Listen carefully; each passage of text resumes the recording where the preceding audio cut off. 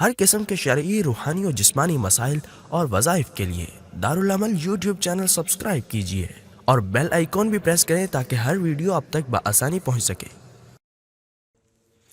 الحمد للہ رب العالمین خالق السماوات والارضین والصلاة والسلام على سید الانبیاء والمرسلین وعلى آلہ واصحابہ واتباعہ واہل بیتہ اجمعین، اما بعد فاعوذ باللہ من الشیطان الرجیم، بسم اللہ الرحمن الرحیم۔ یا ایہا الذین آمنوا کتب علیکم الصیام کما کتب علی الذین من قبلکم لعلکم تتقون۔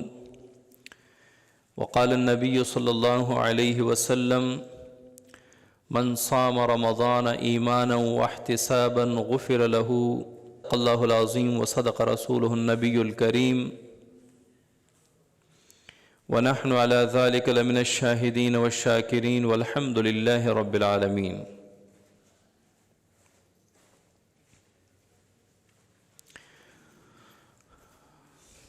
الحمدللہ رمضان المبارک کا پہلا عشرہ چل رہا ہے۔ اللہ کریم کی رحمتوں کی برسات ہوتی ہے اس مبارک مہینے میں۔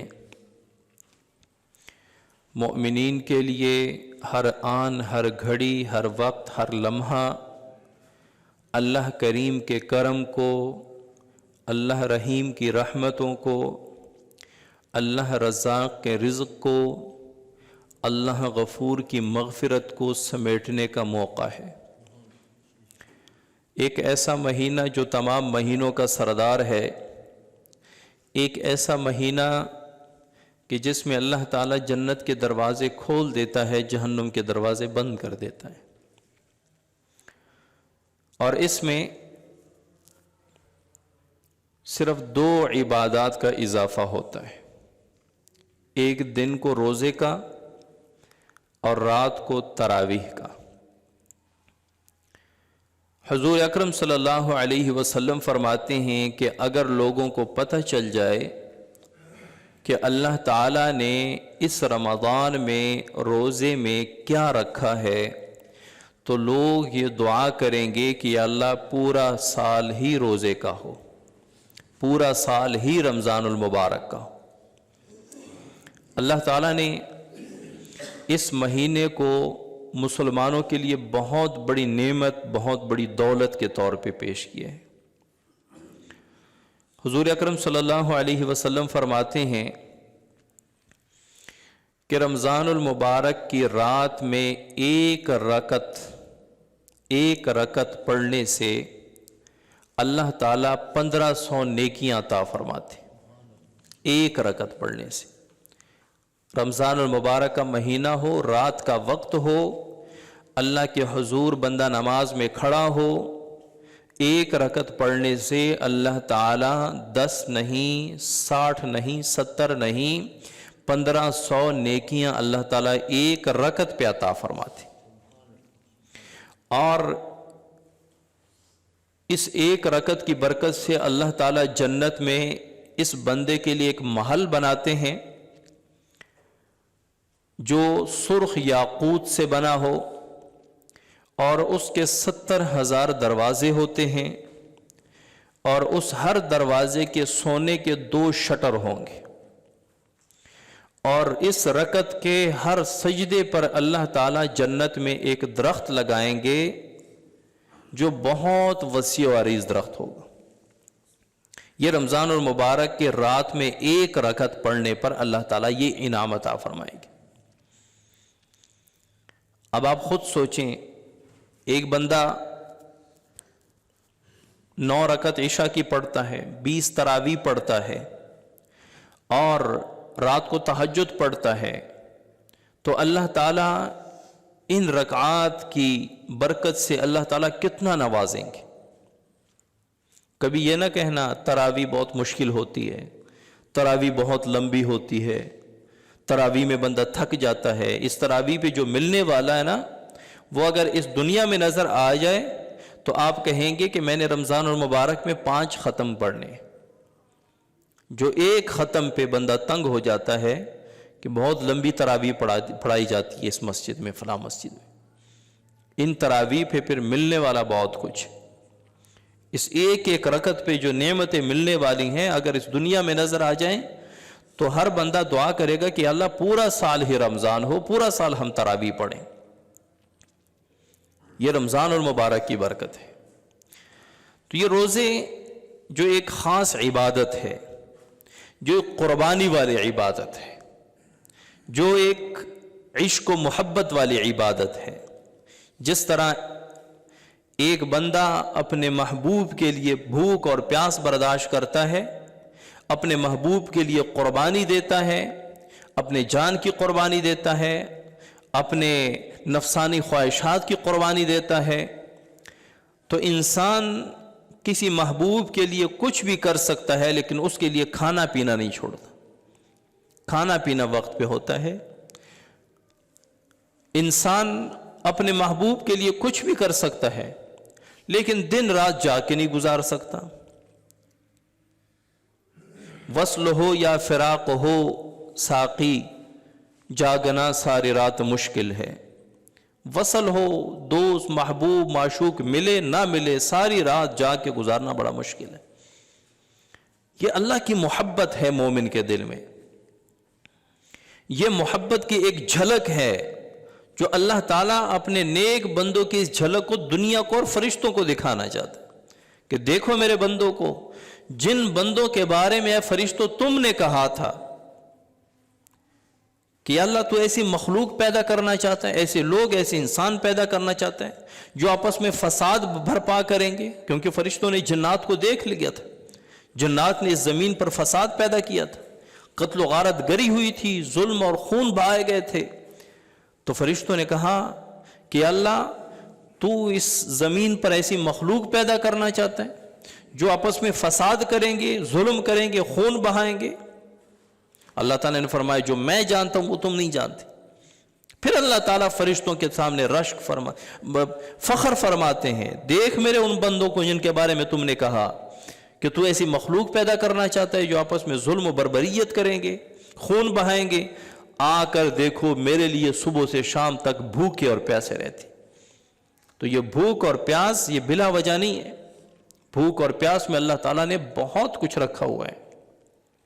لیکن یہ روزے 3 قسم کے ہوتے ہیں، ایک عوام کے روزے، ایک خواص کے روزے، ایک اخص الخواص کے روزے۔ عوام کا روزہ کیا ہوتا ہے؟ ایک عام بندے کا روزہ کیا ہوتا ہے، یا بالفاظ دیگر عام روزہ کیا ہوتا ہے؟ عام روزہ اسے کہتے ہیں کہ طلوع صبح سے لے کر مغرب تک کھانے پینے اور جماع سے اپنے آپ کو روکنا، اس کو روزہ کہتے ہیں۔ روزے کی تعریف یہی ہے، کھانے پینے جماع سے اپنے آپ کو روکنا، تو بس یہ روزہ ہے۔ ایک ہے خواص کا روزہ۔ خواص کے روزے میں یہ ہے کہ ان 3 چیزوں کے ساتھ، کھانا پینا جماع کے ساتھ ساتھ آنکھوں کا بھی روزہ ہوتا ہے کہ آنکھوں سے نامحرم کو نہیں دیکھنا، آنکھوں سے گناہ کی چیز کو نہیں دیکھنا، آنکھوں سے ڈرامے فلمیں نہیں دیکھنا، آنکھوں سے غلط ویڈیو نہیں دیکھنا۔ یہاں پہ کیا ہوتا ہے، روزہ گزارنے کے لیے ساری چیزیں دیکھی جاتی کہ روزہ آرام سے نکل جائے۔ یہ بند کر دیں۔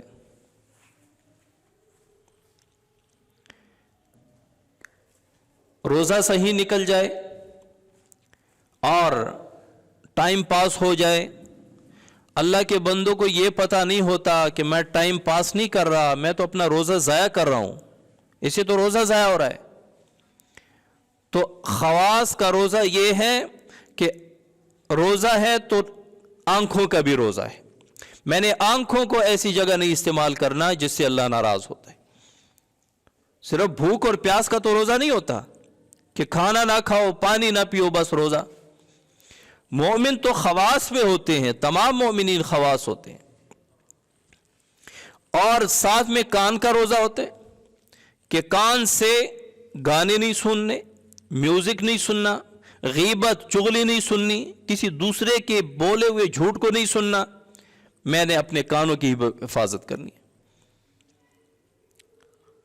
اور ساتھ میں اپنی زبان کی بھی حفاظت کرنی کہ میری زبان کا بھی روزہ ہے، صرف منہ کا روزہ نہیں ہے کہ کھانا پینا نہیں ہے، زبان کا بھی روزہ ہے، زبان سے جھوٹ نہیں بولنا، زبان سے غیبت نہیں کرنی، زبان سے چغلی نہیں کرنی، زبان سے غلط الفاظ نہیں نکالنے، گالم گلوچ نہیں کرنا، تاکہ میرا روزہ پختہ ہو، پورا ہو، اور روزے کے ساتھ ساتھ ہاتھ کا بھی روزہ ہو کہ میرے ہاتھ ایسی جگہ استعمال نہ ہو جس سے اللہ ناراض ہو، میرے پاؤں اس طرف نہ اٹھیں، میرے قدم وہاں نہ اٹھیں جس طرف اللہ ناراض ہوتا ہو۔ اس کو کہتے ہیں خواص کا روزہ۔ ہم نے خواص بننا ہے، عوام نہیں بننا۔ جب آپ کسی محفل میں جاتے ہیں تو خواص سٹیج پر بیٹھے ہوتے ہیں، عوام سامنے مجمع میں بیٹھے ہوتے ہیں، تو جو خواص ہوتے ہیں ان پر تھوڑی سی پابندی بھی زیادہ ہوتی ہے۔ عوام جیسے کیسے بیٹھ جائیں، وہ ٹیک لگا کے بیٹھے ہوئے ہیں، وہ پاؤں پھیلا کے بیٹھے ہوئے ہیں، وہ فون میں لگے ہوئے ہیں، وہ آپس میں گفتگو کر رہے ہیں، ان کو کوئی نہیں پوچھتا۔ لیکن جو سٹیج پہ بیٹھے ہوتے ہیں، جو خواص ہوتے ہیں، ان پر سب کی نظر ہوتی ہے، وہ پھر ان کا بیٹھنا بھی سلیقے سے ہوتا ہے، انہوں نے آپس میں بات چیت بھی نہیں فضول کرنی، انہوں نے سٹیج پہ موبائل بھی نہیں استعمال کرنا، تھوڑا پانی پلانا، انہوں نے فضول گفتگو بھی نہیں کرنی، یعنی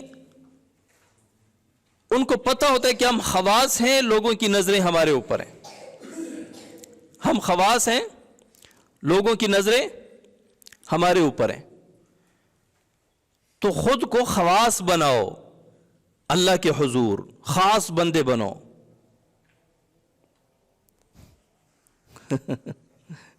مجھے اب روزہ یاد آ گیا، مجھے لگا قاری صاحب نے بچوں کو بٹھایا کیوں؟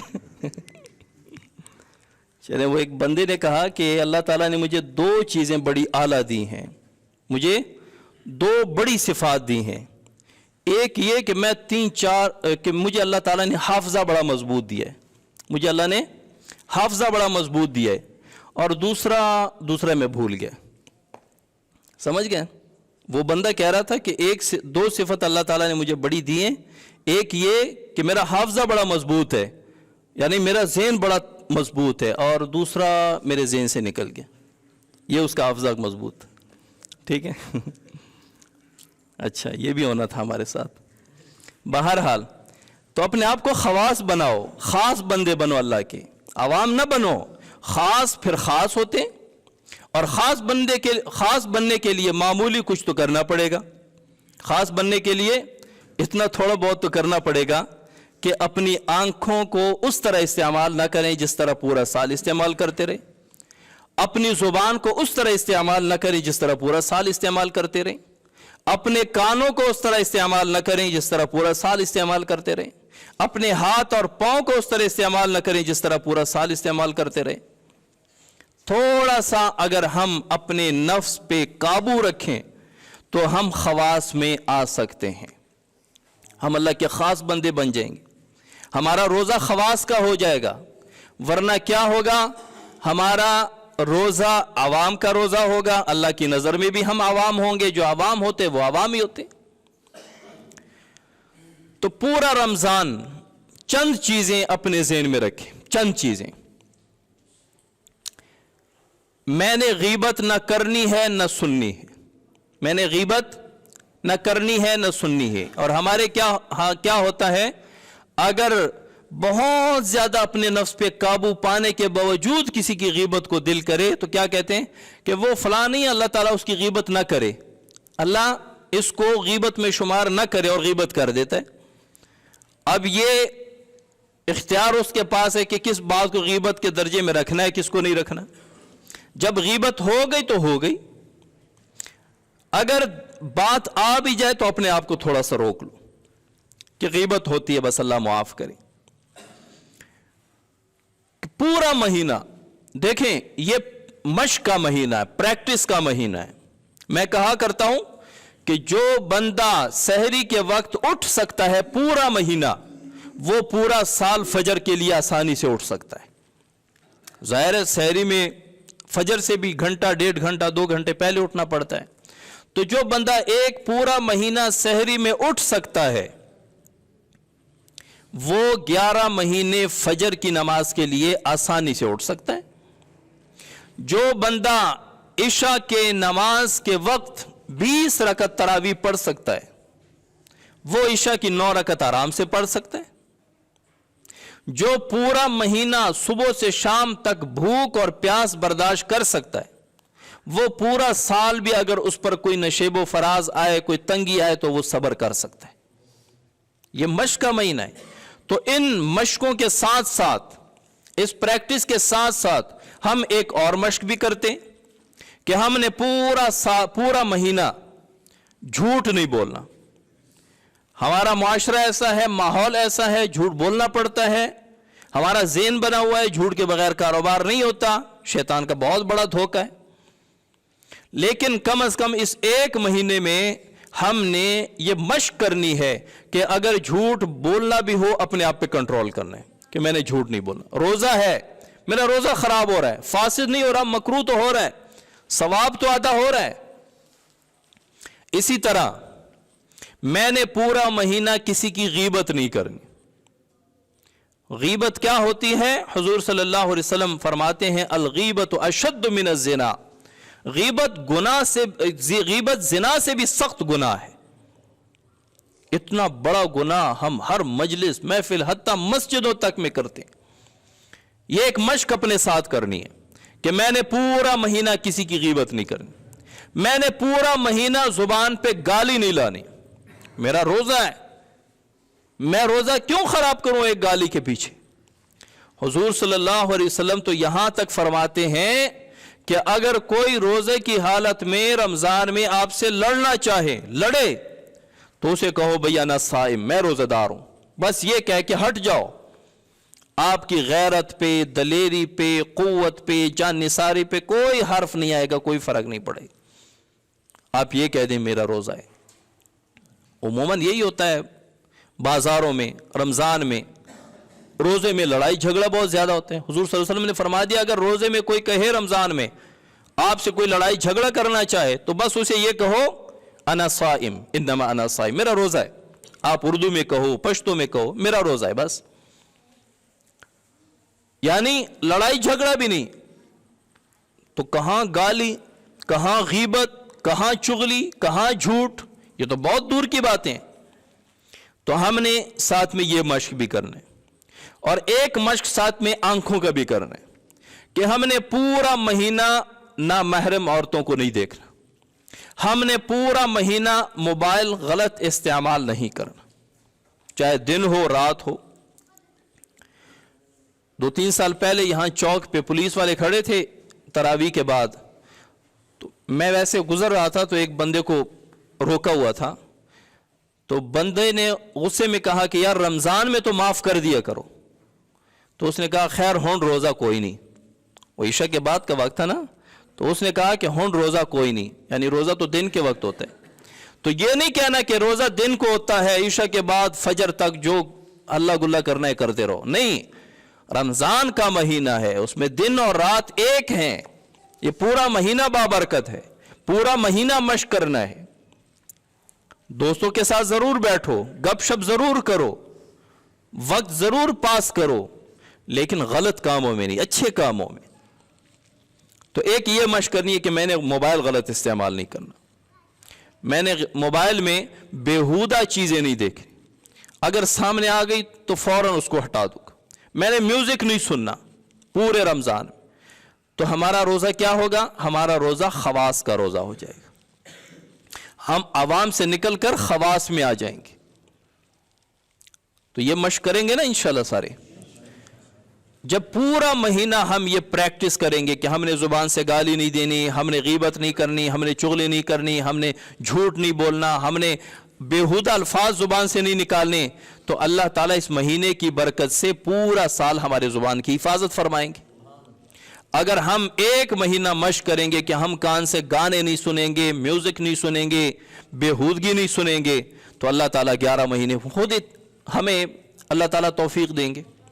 اور اگر ہم اس ایک مہینے میں یہ مشق کریں گے کہ ہم نے پورا مہینہ موبائل غلط استعمال نہیں کرنا ہے نا، تنہائی ہے نا، تنہائی کی عبادت جس طرح اس کے درجات بہت بلند ہوتے ہیں، اسی طرح تنہائی کا گناہ بھی بڑا سخت ہوتا ہے۔ حدیث مبارک میں ہے کہ قیامت والے دن ایک شخص کو اللہ تعالیٰ فرمائیں گے فرشتوں کو جاؤ اسے جنت لے جاؤ۔ جب وہ جنت کے بالکل دروازے پہ پہنچ جائے گا، اللہ تعالیٰ حکم فرمائیں گے واپس اس کو لوٹاؤ اور جہنم میں پھینکو۔ وہ بڑا افسوس کرے گا، بڑا چیخے گا، پکارے گا کہ یا اللہ میرے لیے جنت کے فیصلے کے بعد جہنم کا فیصلہ کیوں ہوا ہے؟ اور اگر میرے لیے جہنم کا فیصلہ ہی ہونا تھا تو پہلے جنت کا فیصلہ کیوں کیا؟ ظاہر ہے ایک بندہ پہلے ذہن بنا کے بیٹھا ہے کہ میرے اعمال ایسے ہیں، مجھے جہنم میں لے جایا جائے گا، تو اس سے زیادہ تکلیف دہ بات یہ ہوتی ہے کہ اس وقت اس کے لیے جنت کا فیصلہ ہو، اس کے بعد جہنم کا فیصلہ۔ اللہ تعالیٰ فرمائیں گے کہ تجھے یاد ہے کہ تو جب تنہائی میں ہوتا تھا تو میری نافرمانی کرتا تھا، اور لوگوں کے سامنے آ کر تو بڑا بزرگ بنتا تھا، تسبیح تیرے ہاتھ میں ہوتی تھی، اور بڑا تو سنجیدہ اور بزرگ اور ولی اللہ بن کے لوگوں کو دکھاتا تھا۔ یعنی تنہائی میں اور مجمع میں تیرا اٹھنا بیٹھنا، تیرا عمل اور ہوتا تھا۔ گویا کہ مجمع میں تو لوگوں کے شر سے، لوگوں کی باتوں سے ڈر کر گناہ نہیں کرتا تھا، اور تنہائی میں تجھے پتا تھا کہ لوگ نہیں دیکھ رہے لیکن تجھے پتا تھا کہ اللہ دیکھ رہا ہے، اس کے باوجود تو نہیں ڈرتا تھا۔ مطلب یہ ہے کہ تجھے میرا ڈر نہیں تھا، تجھے مخلوق کا ڈر تھا تیرے دل میں۔ تو اللہ تعالیٰ فرمائیں گے آج تیرے ساتھ بھی وہی ہوا ہے۔ تو ہم نے اپنی تنہائیوں کو پاک کرنا ہے، ہماری تنہائیاں پاک ہو جائیں۔ جس کی تنہائی پاک ہو جائے اس وقت اس کا ایمان کامل ہے، کیونکہ تنہائیوں میں انسان جو کچھ کرتا ہے، مجمع میں تو ہر بندہ اللہ کا ولی بن جاتا ہے، مجمع میں تو لوگوں کی باتوں کے ڈر اور شر سے بھی نہیں کرتا گناہ۔ تو یہ ہے خواص کا روزہ۔ ہم نے یہ رمضان خواص کے روزہ دار کی طرح گزارنا ہے، ہم نے بچنا ان چیزوں سے، بےہودگیوں سے۔ اور تیسرا درجہ اخص الخواص کا ہے۔ اخص الخواص کا درجہ یہ ہے کہ وہ عوام کے روزے کے جو 3 چیزیں ہیں، کھانا پینا، مباشرت، اور خواص کے جو روزے کے شرائط ہیں، کان، آنکھ، زبان، ہاتھ، پاؤں کا بھی روزہ، اس کے ساتھ ساتھ ان کے دل کا بھی روزہ ہوتا ہے۔ دل میں غیر اللہ نہیں ہوتا، دل میں اللہ کے سوا کوئی نہیں ہوتا، دل میں 24 گھنٹے اللہ کا ذکر ہوتا ہے، جس کو ہم ذکر قلبی کہتے ہیں۔